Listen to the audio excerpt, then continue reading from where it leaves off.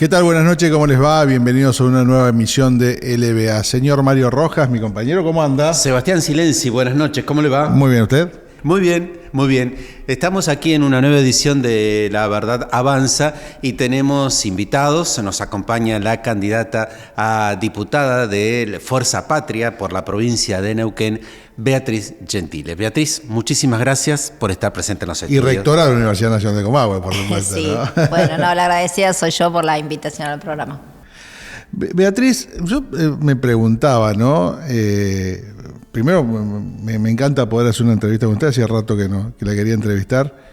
¿Qué fue lo que motiva a una persona como usted, que tiene un cargo, está en una zona de confort, por decirlo de alguna manera, que es el rectorado de la Universidad de Comahue, a aceptar la primera candidatura a una diputación nacional, donde tiene que salir a exponerse, a mostrarse y también a convencer a la gente de que es la persona correcta para ocupar una banca en la Cámara de Diputados? ¿Por qué se toma esa decisión? Sí, bueno, zona de confort, la primera que me lo dijo fue Nora Bar, la periodista, que es una gran, alguien que difunde todos los avances de la ciencia, y ella me decía, bueno, porque somos varios, ¿no? Hay decanos y hay otros rectores que también hoy están en otras provincias, claro, están de candidatos en las listas. Entonces la pregunta fue ¿por qué? ¿Por qué salir de una zona? Que es cierto, es una zona de confort la universidad, no porque la universidad sea muy tranquila, pero sí porque es un continente que uno conoce, más de 30 años ahí, uno sabe, bueno, son reglas conocidas, Creo que dos temas para mí muy importantes. Primero, y sin duda, que como rectora de la universidad, nosotros ya desde enero del 2024, cuando vimos que no iba a haber presupuesto del nuevo gobierno y cuando vimos que tampoco había demasiada predisposición del nuevo gobierno de atender a las universidades, empezamos a ver que la situación iba a ser muy difícil para sostener las universidades abiertas, y desde ese momento en la universidad y el conjunto del sistema científico nacional empezamos a caminar y construimos una percepción de qué tipo de política por lo pronto se iba a manejar respecto a educación en general y a educación universitaria en particular. Y eso nos dio, creo que a todos los que estuvimos en el sistema científico y universitario, una muestra día a día como una pastillita gradual de la gravedad y el camino que estaba emprendiendo la Argentina en la no ejecución de presupuestos, en la falta de diálogo, en el insulto como mecanismo de la política. Y eso, bueno, nos dio a todos, ya ahí salimos de la primera zona de confort, tuvimos que salir porque, bueno, hubo que reunirse, hubo que enfrentar, en mi caso, al secretario de Políticas Universitarias en una reunión del CIN, donde nos trató prácticamente a los rectores y a las rectores de corruptos, de ilegítimos, algo que realmente nos enojó a todos y, bueno, yo realmente me creo que le respondía a las cantidades de barbaridades que nos habían planteado. Y el otro elemento, eso ya es un punto de comenzar a salir un poquito de nuestro círculo más cómodo. Y el otro elemento es esto que en el 2024 ya empezaba a ser un horizonte que uno podía ver, se transformó en una política real a lo largo de todo el 24 y todo el 25. La situación que está en la Argentina, en mi diagnóstico, es sumamente crítica. Estamos en un contexto donde se ha agravado el ataque a los derechos sociales, económicos, culturales, y realmente... Ya no la convence el argumento de tenemos un país que está fundido, que viene de muy malas administraciones, no la convence. No, en absoluto, porque no es un país fundido, porque falta la verdad. Es un diagnóstico que falta la verdad cuando se dice eso. Si fuera un país fundido, ¿cómo logramos hacer estos tremendos rulos financieros en el cual, 5 cerealeras terminan llevándose 1.500 millones, cuando ahí tenemos la posibilidad de financiar todo lo que ha sido el plan de emergencia para la discapacidad, para las personas con discapacidad, e incluso el financiamiento, la ley de financiamiento universitario.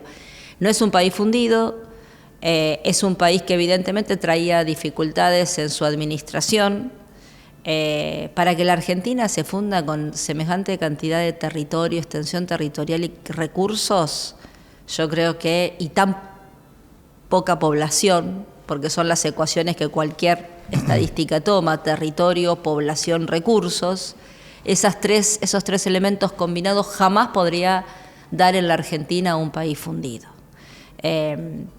Por eso creo que el otro argumento es que la situación crítica de la Argentina amerita también, en algún momento poner el cuerpo si eso sirve, si eso alcanza, si la trayectoria que uno tiene o lo que puede aportar es adecuada a ese planteo. A mí en lo particular, no sé vos, Mario, pero a mí me sorprendió cuando dijeron Beatriz Gentile es candidata.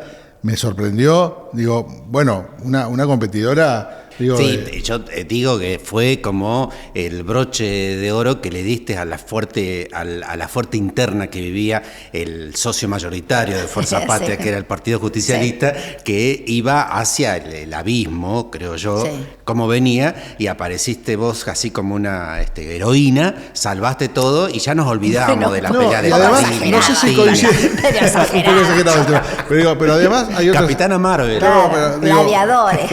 Pero digo, me parece que había otras fuerzas políticas que también quieren llegar al mismo lugar, que tal vez evaluaban este escenario que vos decías. Claro, y lo que pasa es que cuando diciendo, se convoca al Frente Anti-Milei, por ejemplo, hubo ahí donde se quedó en evidencia toda esta cuestión sin que fuera la etapa pre-Gentile, y después de la etapa post-Gentile como que todo se diluyó. Y aparte se evidenció el enojo de más de uno, ¿no? Sí. Sí, bueno, la verdad que a mí me sorprende un poco el análisis, pero creo que también es todo un aprendizaje también de la política. Me parece que la política yo insisto, en la política tienen que estar aquellas personas que que fundamentalmente planteen estrategias y programas que se puedan cumplir y que además estén dispuestos a defenderlos. Yo creo que en nuestro caso, o en mi caso particularmente, lo que hubo, mi compromiso con la universidad es más que claro, y lo defiendo y lo defendí, lo defiendo y lo defenderé en cada lugar que estuve. Me parece que eso, en un momento en que la palabra dura poco, cambiamos de los funcionarios o los políticos pueden cambiar de partido, como el actual gobierno, ¿no? Milei y Bullrich diciéndose barbaridades antes del balotaje y abrazándose después del balotaje. Bueno, de esto también está cansada la sociedad argentina. De esto también está cansada. Creo que hay un enojo y un cansancio de la poca coherencia, la poca integridad, y son pocas, tal vez, las fuerzas políticas que sostienen un lugar de enunciación y de discurso y de propuesta.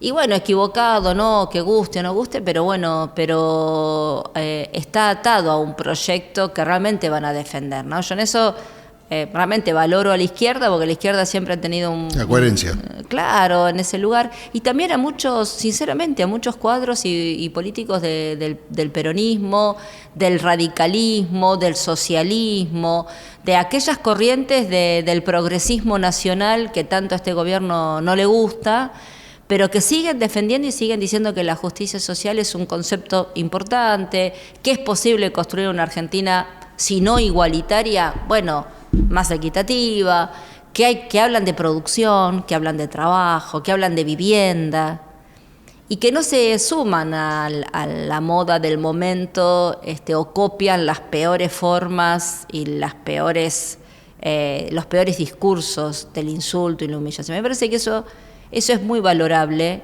y dejar que las modas sean modas, ¿no? Porque pasan. Las modas pasan. Estamos entrevistando a la candidata a diputada nacional del Frente Patria, Beatriz Gentile. Hacemos una pausa, dale, Sebastián, y ya regresamos.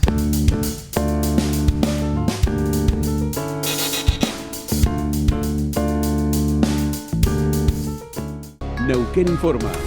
noticias destacadas. Como parte del plan de fortalecimiento del sistema público de salud, el gobernador Rolando Figueroa inauguró el nuevo edificio del Centro de Salud Don Bosco. Además, entregó 10 ambulancias que se destinarán a distintos hospitales de la provincia. Estar invirtiendo en hospitales, en ambulancias, creo que es un gran paso y una demostración que hace la provincia, pero fundamentalmente todos los neuquinos, que las inversiones a través del aporte que hacen todos los ciudadanos de la provincia, de volcarlo a infraestructura, de volcarlo a todo este equipamiento, hace que los neuquinos hemos elegido una forma de vivir y eso está presente en cada una de las acciones que llevamos adelante con el gobierno, ¿no? Más información en neuqueninforma.gov.ar. Gracias a nuestro Instituto Municipal de Urbanismo y Hábitat, un desarrollo que es un ejemplo del país. ¿Ustedes se acuerdan cuántas veces nos dijeron que el instituto iba a fundir la municipalidad?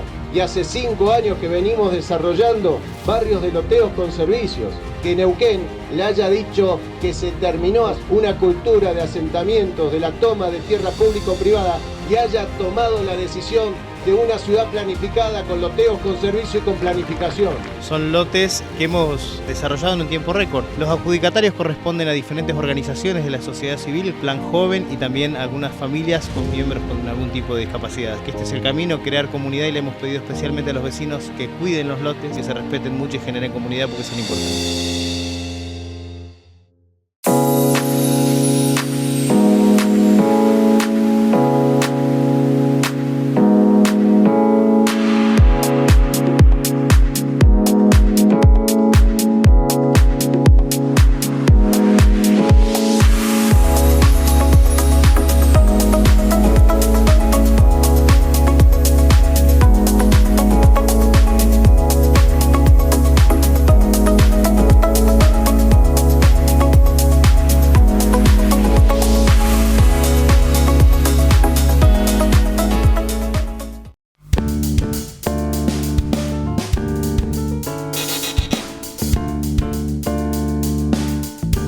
Bueno, segundo bloque, estamos con Beatriz Gentile. Mario, dale.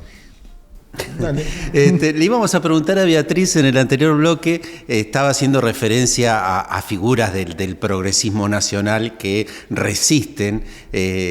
La pregunta es, ¿es vieja política eso? ¿Es casta? ¿Qué es lo que ahora el gobierno de Milei intenta combatir? No, en absoluto, en absoluto. No hay ni vieja política ni casta. A ver, ¿qué es la casta? ¿Cuál es el concepto de casta? La casta como concepto era en una sociedad con jerarquías, la India, por ejemplo, una casta era fundamentalmente aquellas que, nacían y morían en ese lugar y tenían que ver donde no se puede pasar de arriba hacia abajo, no hay movilidad entre un estamento de la sociedad y el otro. Y esa es una sociedad de castas, ¿no? Donde no se puede romper. No hay nada, no hay ascenso, se casan entre ellos, endogamia. Bueno, el concepto, si uno piensa en la política como casta, es muy atractivo en términos pero la verdad que en ese concepto yo creo que la verdadera casta en la Argentina ha sido la casta empresarial. O sea, si yo pienso que se nace en un determinado estamento, se casan entre ellos, hacen negocios entre ellos, cruzan las fortunas entre ellos, la única casta que persiste en la estructuración de la Argentina ha sido realmente el empresariado, que nunca llegó a ser una burguesía. La verdad que le costó, lo intentó el peronismo, pero no arrancó como clase. Yo creo que sigue siendo más aristocrática que burguesa. Y en ese contexto creo que esa es la única. La política ha tenido comportamientos, y por eso creo que el acierto del mileísmo pero funciona para stand-up. De la vieja política hay lo que ellos llaman vieja política, hay realmente políticos y programas y estrategias que han dado vuelta a la Argentina en lo que ha sido la construcción de derechos. Hay continuidades, y lo dice una historiadora, que los historiadores siempre jugamos con continuidades y rupturas, y a veces nos enamoramos mucho de las rupturas, pero hay continuidades que son necesarias, hay continuidades que son muy necesarias.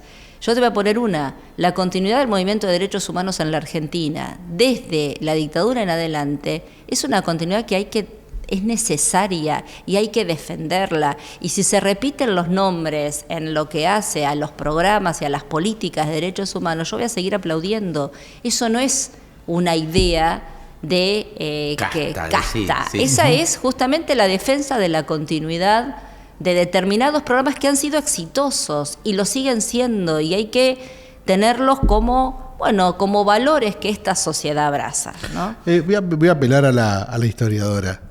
Tiene esto que sucede en la República Argentina, la llegada de Milei al poder, es una cuestión de una sociedad que tiene ciclos, o es una llegada de una sociedad que en algún momento se para y dice, de esto basta, queremos probar otra cosa porque realmente nos tiene cansado. Digo, ¿hacen ese análisis interno de por qué Milei hoy es gobierno, por ejemplo, esto que quieren enfrentar ustedes? Sí, yo creo lo que se repite como ciclos, me parece a mí, ¿no? En la historia argentina es básicamente los ciclos económicos. Eso sí tiene un comportamiento cíclico y un comportamiento de propuestas cíclicas. Sí. Que yo no sé si a esta altura deberíamos empezar a revisar, ¿no? Propuestas de expansión del Estado, propuestas de retracción, propuestas neoliberales, bueno, a mí en eso. La política es más compleja. La política, nuestra sociedad en términos políticos, creo que hay valores que no ha perdido y podría aventurar como hipótesis, que puede totalmente ser muy discutible por otros historiadores, pero podría aventurar que sobre todo el aporte de la movilidad social, el aporte migratorio, externo e interno, nos ha hecho una sociedad donde la inclusión es un valor, para nosotros la inclusión es un valor dentro. Nosotros tendemos a ser inclusivos en términos del que está afuera, del que está... A veces se lo llama solidaridad, a veces se lo quiere ver como no, ese carácter más fraternal de las y los argentinos. Yo creo que hay una idea de inclusión social que está muy fuerte y que le dio forma de política pública al peronismo. Pero el peronismo se nutrió del socialismo, del laborismo, del comunismo, de distintas vertientes, de la gran corriente filosófica que es el igualitarismo. Milei creo que es producto no del fin de ese dispositivo de identidad, diría yo. Para mí, Milei es producto de una coyuntura política, una coyuntura que no podemos perder de vista. La pandemia, que no podemos perder de vista el fracaso de un gobierno peronista para dar respuesta a lo que siempre habló el peronismo, salarios dignos, movilidad social, recuperación del trabajo y de la industria. Frente a esa frustración, con el radicalismo tuvo una frustración anterior la sociedad argentina. Con la frustración del peronismo, si yo pienso, fueron los dos grandes movimientos del siglo XX políticos más interesantes que abrazó la ciudadanía argentina. Y de golpe de esas frustraciones, bueno, ahí está Milei. ¿Por qué no probar otra cosa? ¿Por qué no probar a alguien que se presenta con ideas viejas? Porque las ideas de Milei son muy viejas, son muy clásicas, muy antiguas, pero en un formato nuevo, en un formato disruptor, en un formato de antipolítica, en un formato de todos son responsables de este desastre.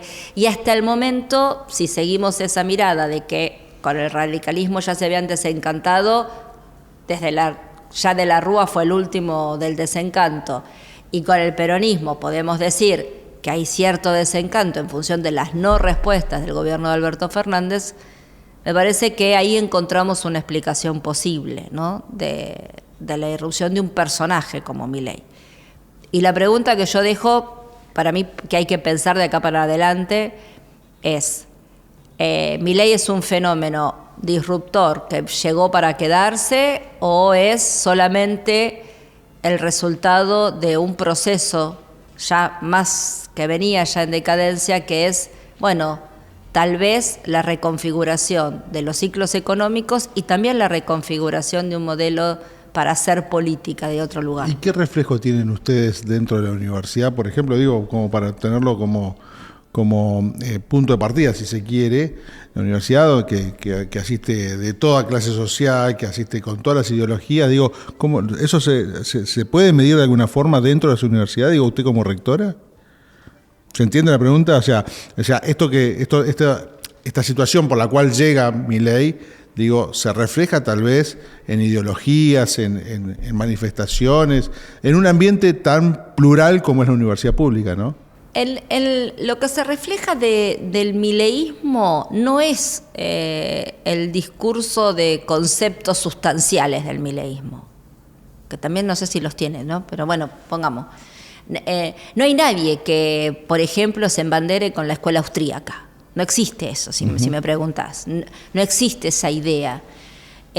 Tampoco nadie que pregone y se embandere con la idea de que el Estado no tiene que estar, o que hay que pasar la motosierra, que el Estado, o que es mejor gobernar con la mafia, que entre el Estado y la mafia se prefiere la mafia. No hay ninguna posibilidad de que alguien en las universidades, yo creo que ni en la sociedad, se embandere con estas cosas. ¿Qué hay del mileísmo? La forma, la habilitación para decir cualquier cosa, la habilitación para insultar y no tener consecuencias, la habilitación para desprestigiar al otro sin tener ninguna consecuencia o daño colateral. Lo anecdótico. Eso sí. Y voy con una pregunta anecdótica. Sí. Cuando llegues a diputada, después del 26 de octubre, ¿vas a recibir órdenes desde el obelisco? No, en absoluto. Pero me la tenía que contestar después de la pausa. Bueno. Hacemos la última pausa en La Verdad Avanza y ya regresamos.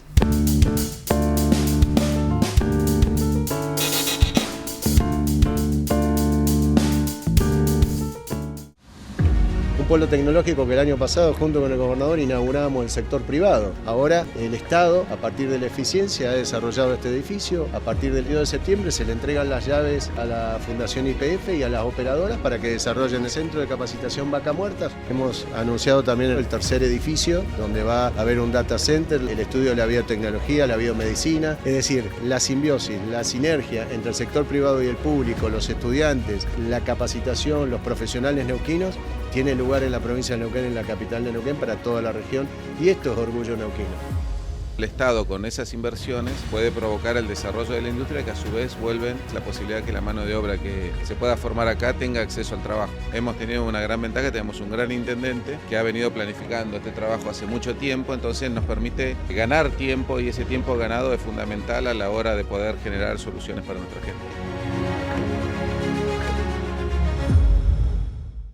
Primaverón de oportunidades con BPN. En esta primavera tus planes florecen a lo grande, porque del 15 al 20 de septiembre con Super Días Primavera tenés hasta 6 cuotas sin interés con tu tarjeta confiable y hasta 3 cuotas sin interés con Visa o Mastercard BPN. En actividades turísticas, transporte, alojamientos, gastronomía, artículos de pesca. Hay mucho más para elegir. Disfrutá los Super Días y date un gusto.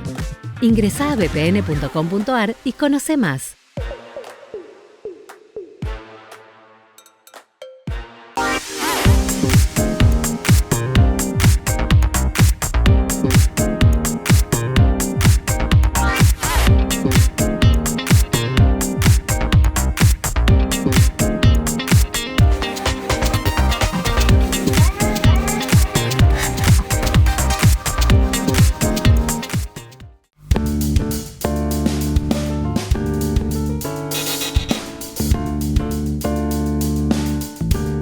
Estamos aquí en el último bloque de La Verdad Avanza. Estamos entrevistando a Beatriz Gentile, candidata a diputada nacional por Fuerza Patria. Me dijiste que no, pero bueno, el concepto de la pregunta equivalía a la polémica que se pretende instalar aquí en la provincia de Neuquén respecto a si es una elección donde se va a definir el futuro de la provincia de Neuquén en forma aislada o del país. Ese era el concepto, ¿no? Sí, bueno, no, por supuesto. A ver, en esta elección lo que elegimos básicamente es hacia dónde va a ir la Argentina. Y no estamos plebiscitando los gobiernos provinciales y de ninguna manera tiene que ver con esto. Yo creo que esa pregunta tendría que habérsela hecho quienes hoy hablan de esto cuando aprobaron la ley bases y cuando el diputado justamente Neuquén votó la ley bases, porque si no fuera por las leyes bases no se estaría hoy poniendo nucleoeléctrica ni la privatización de nuestras represas, que son los recursos nuestros. Entonces la verdad que, y ahí la orden no vino de Buenos Aires, me parece que la orden vino prácticamente de cada uno de los gobernadores que sostuvieron y apoyaron esa tremenda ley bases que le dio todas las posibilidades al gobierno nacional de hacer lo que está haciendo. Me parece que es también un eslogan de campaña. Hay un poco de lo que uno aprendió en formación cívica. La Cámara de Diputados es la Cámara Ciudadana. Nosotros representamos a los ciudadanos y ciudadanas de la Argentina y de Neuquén o de Río Negro o de cada provincia. La Cámara del Senado es la Cámara territorial, es la Cámara de las provincias. No hay ninguna Cámara de los gobernadores. Y eso lo tienen que entender los gobernadores, porque es cierto que el federalismo argentino, que alguna vez podemos charlar porque es un gran tema para debatir hoy, el federalismo argentino fue construyendo un poder provincial fuerte. ¿Para qué? Cuando se inició, para ponerle coto al poder de Buenos Aires. Pero de esto hace ya 150 años. Ya no estamos en ese lugar. Entonces, que la ciudadanía, la gente, el pueblo, todos los conceptos que querramos manejar, vuelva a estar presente en el Congreso, es justamente recuperar la voz de la gente. Los gobernadores tienen ya su voz. Y me parece que en este sentido, no confundir a la ciudadanía con sostener que defender al gobierno en un momento significa defender los derechos de quienes viven en esas provincias. No siempre los intereses de los gobiernos provinciales son los intereses de sus ciudadanos. ¿Hay un componente local en un candidato a diputado nacional que se lleva al Congreso? Sí, siempre hay un componente local. El componente local es que nosotros hablamos, votamos, pensamos desde el lugar en que vivimos. Es un pensamiento situado. Yo cuando hablo de la universidad hablo de la UNCO. Después expando al sistema científico, y cuando hablo de pensar a la Argentina estoy hablando de Neuquén y hablo de estos recursos y hablo de que todavía en Neuquén, en la corazón de Vaca Muerta, etcétera, etcétera, donde la productividad está realmente tiene un despegue grande. El informe de ACIPAN, que seguramente ustedes lo vieron, lo marca, ¿no? Un crecimiento del 10% en exportación de petróleo, sí. La fractura hidráulica, 35. Ahora, la venta en consumos la venta de productos en los supermercados cayó al 5,5. La recaudación fiscal está cayendo, es decir, la gente está dejando de pagar impuestos, servicios, porque sobre todo impuestos provinciales, municipales, porque no está llegando a fin de mes. Entonces, volvemos que a los 90 tenemos crecimiento económico esperando el derrame, esperando la distribución. Bueno, si este es el modelo de gestión, bueno, yo también quiero discutirlo. No creo que el modelo de crecimiento primero y derrame después, ni ordenar para distribuir. Creo las dos cosas. Sí, ¿qué es lo que más se cuestiona del gobierno nacional? Digo, ¿las acciones o las formas? ¿Al gobierno nacional? Sí. No, a mí me importan las acciones. Las formas podría pasarlas de largo si las acciones fueran sustanciales y fueran en un camino distinto. Recuerdo, y para ser coherente también, cuando Massa asume el ministro de Economía, un gobierno peronista, también hace un recorte a las universidades, hablando de un tema que usted entiende mucho, hace recorte a las universidades, ahora, en este caso también se hace un recorte a las universidades, tal vez mucho más grande, eso me lo dirá usted, pero hubo recorte. Entonces por eso ¿a las formas o a los hechos? El recorte que hizo Massa en el presupuesto, ese es el recorte que hace, se vio compensados por los programas que sacaban. Y eso es lo que siempre nosotros explicamos. El recorte del presupuesto, que por supuesto nosotros también cuestionamos y discutimos y nos enojamos, porque no es que aplaudimos, ¿cómo se compensa? Con programas específicos que también hacía de la política universitaria, de la Secretaría de Políticas Universitarias, un espacio de eso, de política, de sentarse con la universidad y decirle, bueno, tu carrera de enfermería. Nuestro caso fue ese, la carrera de enfermería de ustedes. Nosotros pedimos y solicitamos en el último tramo del gobierno de Alberto Fernández, justamente solicitamos el refuerzo para aquellos docentes. Teníamos a los docentes de la carrera de enfermería con dedicaciones parciales, algo que es muy, digamos, esa dedicación no permite formar integralmente ni tomar exámenes a lo que nosotros necesitamos regularizar y expandir esa dedicación de nuestros docentes. Eso que no apareció en el presupuesto universitario, sí fue avalado por el ministro de Educación, Jaime Persic, y por el secretario de Políticas Universitarias en aquel momento, que era Oscar Alpa, el actual presidente del SIN, en un programa específico. Ese programa nos firmaron en octubre del 2023 y nosotros lo íbamos a empezar a poder cobrar, si se quiere, para designar a la gente en el 2024. Y ahí vino mi ley. Bien. Se pagó, pero la UNCO recibió ese programa a mediados del 2024 una parte y a fines del 2024 otra parte. Entonces, la acción fundamental es, si hubo recorte y hubo un presupuesto que no nos contemplaba lo que nosotros habíamos pensado y necesitado y programado para funcionar. Pero lo cierto es que en la acción política, en el sentarse con el ministerio, en el sentarse con el secretario de Políticas Universitarias, para eso es la política, uno va, demuestra, pone los números, dice, mirá lo que me... Entonces, ahí la política dice, es cierto, esto, bueno, hay que sostenerlo con programas específicos. Hoy esa parte no existe. No hubo, ante una demanda eventual no hubo una respuesta. No existe esa posibilidad de que uno se siente, le demuestre, antes de demostrarlo, somos corruptos, no nos dejamos auditar, son vagos, cobran 10 millones de pesos. Dijo que los rectores cobramos, bueno, yo estoy lejísimo de cobrar ese dinero. O sea, viven, hacen determinadas, mezclan en las redes cosas, compramos un minibús que es para los estudiantes, justamente para que nuestros pibes puedan hacer la salida de campo, y la rectora se compró. Yo tampoco quiero reducir esta entrevista a una charla a una rectora, nada más que a la rectora, sino a una candidata, digo, entiendo no, pero es así, funciona de esa manera y es una forma son acciones, no hay política, no hay ejercicio de lo mejor que tiene la política, que es, bueno, sentémonos, vamos a ver qué propones vos, qué propongo yo, de dónde pueden salir los fondos, de qué, danos tiempo, hoy no lo tenemos, podemos hacerlo bueno, eso es lo que yo creo que no hay. Le ponemos un punto final a La Verdad Avanza. Beatriz Gentile, muchísimas gracias. No, gracias a ustedes. Muy, muy, muy linda la entrevista. Y bueno, esperemos que después en noviembre hablemos ya con la diputada nacional. Va a atender el teléfono si es diputada, por supuesto, ¿no? Bien, por supuesto. Eso es importante. Sí, no, por supuesto. Sebastián Silenzi, nos vemos en la próxima edición de La Verdad Avanza. Hasta entonces. Chau.